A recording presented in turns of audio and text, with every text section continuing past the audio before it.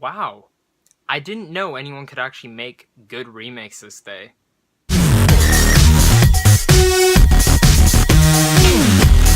What's up, guys? My name is Zach, and I'm bringing you a new movie review for the new Western movie directed by Anton Fuqua, the guy who brought us Training Day, The Equalizer, and Southpaw. Some great movies that he's always made, and I really am a big fan of this director. So when I heard he was remaking The Magnificent Seven, it piqued my interest. I'm a pretty big Western fan. These are some of my favorite ones from the past few years: True Grit, Bone Tomahawk, Hateful Eight, and Django Unchained. I love them to death. But here I am bringing you another Western, and it's a remake of the original Magnificent Seven. So how does this movie go up? Because most remakes, when they roll their eyes when someone hears about a new remake, they're like, oh, another remake? Why? Why can't people make original movies this day? But I have to say, Anton Fuqua did a great job directing this movie. I enjoyed the hell out of this movie. This is what Suicide Squad should have been.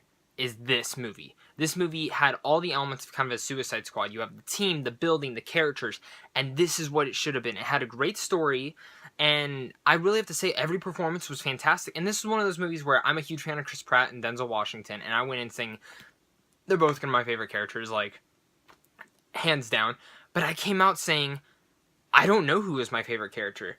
I really liked everyone. Ethan Hawke was great. Vincent D'Onofrio. Honestly, he has some scenes in this that are scene-stealing moments that are just fantastic, that, in a sense, they were funny to me, but they were awesome and badass. And this movie also, I have to say, is that the action is so gritty and so brutal for a PG-13 movie. I was so surprised. I mean, if you added a little more blood in the movie, it would have been R-rated, because this movie gets brutal. You see stabbing, you see people getting shot straight in the head, you see all these elements, and it is something to be wonderful. I couldn't have imagined what Tarantino would have made this movie if it was rated R. Whew. I can't, just imagine a Tarantino movie after you see this. Imagine that.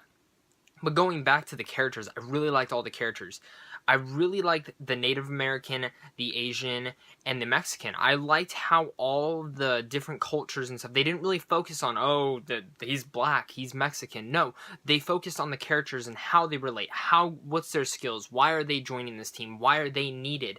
And they joined them for a great reason. And, that was probably the only con, if I had to nitpick little parts of this movie, was the con of it is that they all just get together really fast. And for me, it's like, I wouldn't really join these people for some of these reasons. I think some of the reasons are dumb, and some of them just join. Some of them flat out leave and then come back and they're like, oh, I'm part of your team now. And a little of that was kind of just movie moments, like, okay, we just need to get them in there. I don't know how to really convince them, but we'll have them in there anyways.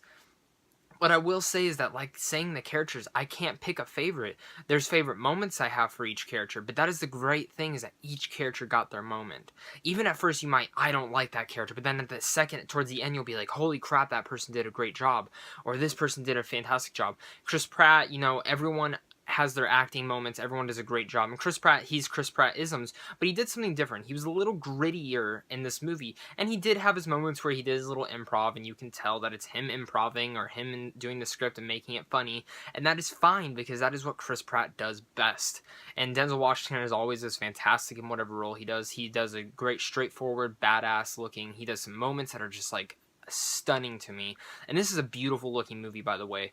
Fuqua always does this, and I really have to say I superly enjoyed this movie, the hell out of it. It makes me really want to go play Red Dead Redemption again, because I love the Western themes. I love that. And this is one of those movies that I think this is what should have been out in the summer.